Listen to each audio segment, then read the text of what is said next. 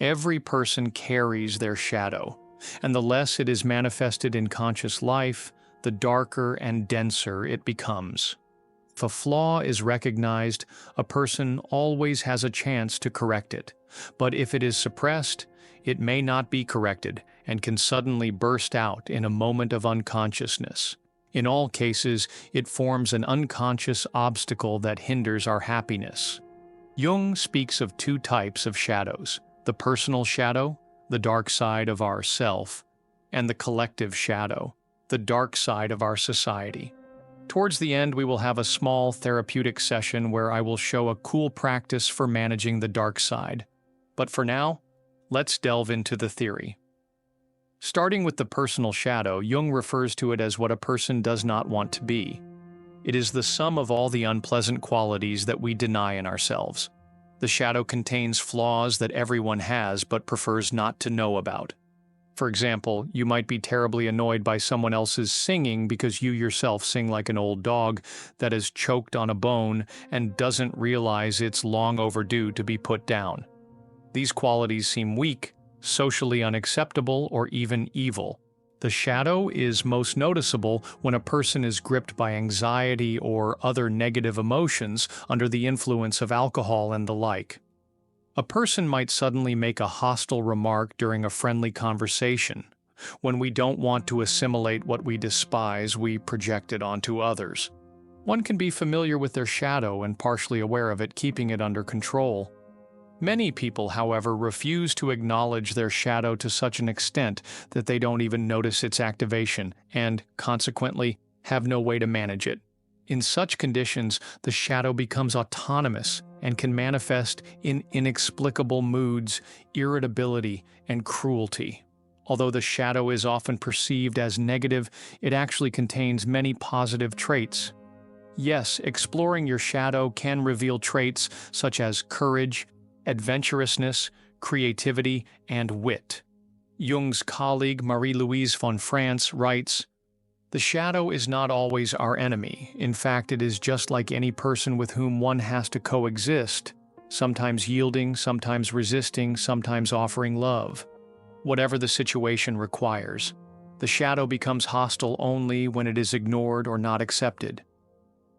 The shadow contains all possible qualities, strengths, and potentials that, if left unexplored, limit the personality, creating unconscious obstacles that hinder growth and the embodiment of good traits.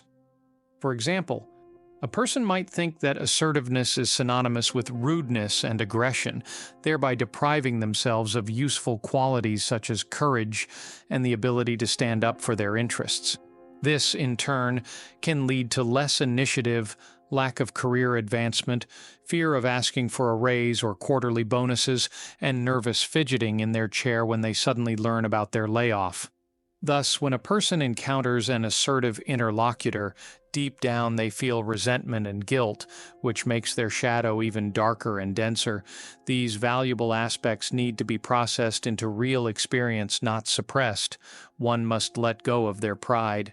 We also encounter our shadow in dreams, in the form of a person of the same gender as the dreamer. This is what seems like criticism of our character from the unconscious, an inner judge that reproaches you, and the result is usually embarrassed silence, at best.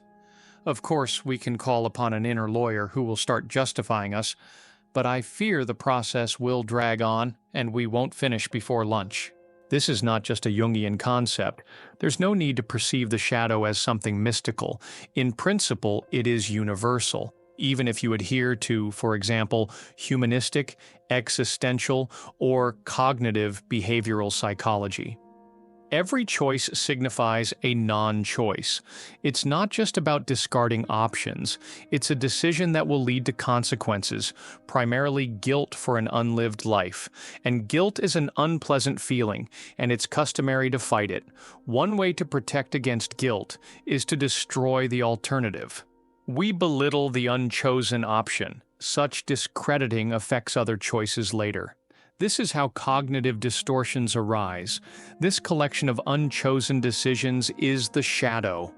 We must determine the content of the shadow and integrate it into our personality.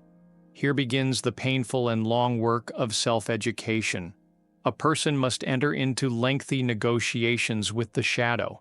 It's not an easy task, one could say, the psychological equivalent of the labors of Hercules. Through working with the shadow, we can observe it externally, track our emotions and relationships with others. As Jung writes, there is no light without shadow and no psychological wholeness without imperfection. We should strive not for perfection but for the wholeness of the personality. The lifelong process of individuation creates a balance between the conscious and unconscious spheres, aligning it with the self, the totality of one's personality. No matter how scary or dark the confrontation with our shadow may be, the search for truth brings relief. The meticulous excavation into the depths of ourselves to explore forgotten parts of ourselves. Most people, however, are too lazy to deeply contemplate even the moral aspects of behavior they are aware of, let alone think about how the unconscious influences them. Perhaps the unconscious has found a new way to influence other people. I think it took a vacation and is lounging on the beach in a deck chair sipping piña coladas. The shadow can also consist of factors that stem from sources beyond personal life. This is where we stumble upon the collective shadow, the dark side and unpleasant aspects of society and culture. It consists of what opposes our common values. The collective shadow refers to the vast, multidimensional, often terrifying but elusive aspect of human life, the immense harm humans inflict on each other and nature, and the enormous consequences of this harm for future generations. We find the collective shadow in violence and oppression, in the hypocrisy of politicians, in post-truth, in the media. Although we see the nature of the collective shadow in wars and genocides, it can also masquerade as missionary work, for example, in the imposition of democracy, in labeling some as pure evil and others as unfiltered good. This is the Orwellian reality in which we now exist, as is the nature of all shadow material, individual or collective. Its influence can be pervasive and not obvious. The collective shadow manifests externally in social stratification, spiritual decay, corporate collusion, new diseases, poverty, alcoholism, crime, and so on.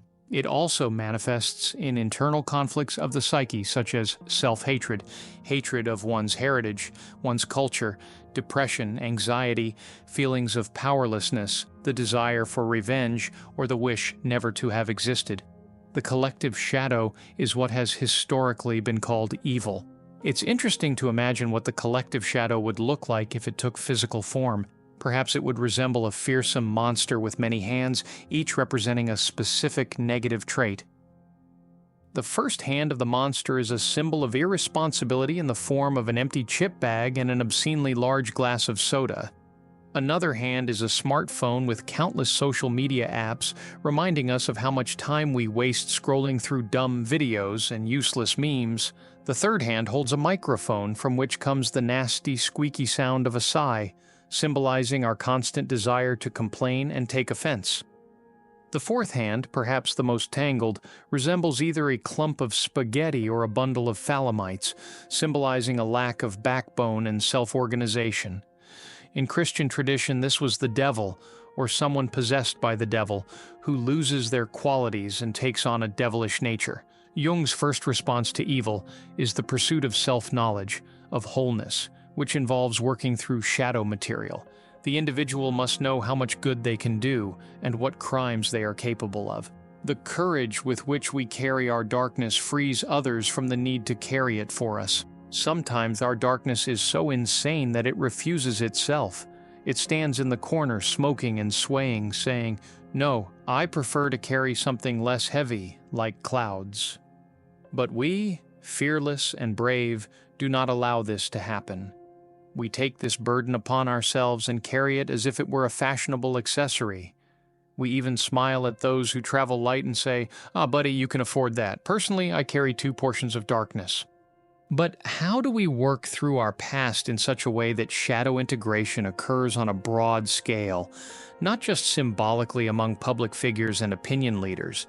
Remembering and speaking about what often seems inexpressible is inevitably a painful process for victims and perpetrators, for observers and witnesses. Any such process can only be considered successful and complete when the pain, outrage, betrayal, suffering, and all other feelings are expressed. Speaking the truth is the most desirable and realistic way to deal with a difficult past. One example of a terrible psychosis represented by the collective shadow is Nazi Germany, where people fell into the demonic nature through their personal shadow. They joined the Nazi Party and did worse things than they could have imagined or would have done under normal social conditions. In this sense, the personal shadow is a bridge to the collective shadow. Therefore, it is important to first resolve one's internal conflicts, the personal shadow, to avoid falling into the collective shadow unconsciously. Subsequently, a person can influence others, and society will become better as a whole. Oh, you've made it this far. Great progress. Congratulations. Now we need to do a little work. Take a piece of paper. So write down a quality that irritates you and others. For example, I'll write rudeness. Next, describe the actions you associate with rudeness. For example, for me, it's eating all the pastries or being the first to board the bus, pushing others aside. Next, I'll ask you to name the opposite of rudeness. For example, for me, it's politeness. Then try to describe the actions you associate with politeness in the same context. For example, offering pastries to everyone or letting others board first. Now let's try to describe what happens if these actions are done excessively. For example, giving away all the pastries and leaving none for yourself, or letting everyone board the bus and staying at the stop, then letting everyone board the next bus and the next and the next, until finally all the buses have passed and you have to spend the night at the bus stop. Try to give a name to this phenomenon. It seems to be called self-sabotage. Now let's name the opposite of self-sabotage. In my opinion, it's self-love. Now let's describe, from the perspective of self-love, what actions should be taken in the same context. Eat a pastry yourself, perhaps, and perhaps board the bus. It turns out that if you love yourself excessively, will it resemble rudeness? So we've uncovered the essential definition of the concept of rudeness. Since we perceive the manifestation of self-love as rudeness, we prohibited it as unacceptable. As a result, we strive to express opposite feelings, such as politeness. And the less we express self-love, the stronger the emotional charge we felt when others expressed self-love. And as a consequence, it irritated us. We perceive self-love in others' actions as rudeness. I want to summarize with another quote from Carl Jung's outstanding Red Book. "You suffer from evil because you secretly love it and do not realize your love. You want to extricate yourself from difficulties and begin to hate evil. And again, you are attached to evil through hatred, because whether you love it or not, it doesn't matter. You are attached to evil. Evil must be accepted. What we want remains in our hands. What we do not want and what is stronger than us destroys us. And we cannot stop it without harming ourselves, for our strength remains with evil. Because we should probably accept our evil without love or hatred, acknowledging that it exists and must have its share in life. By doing so, we deprive it of the power it has to subjugate us. I hope this video about the shadow was useful to you. And if so, please like the video and write in the comments what shadow qualities you personally have.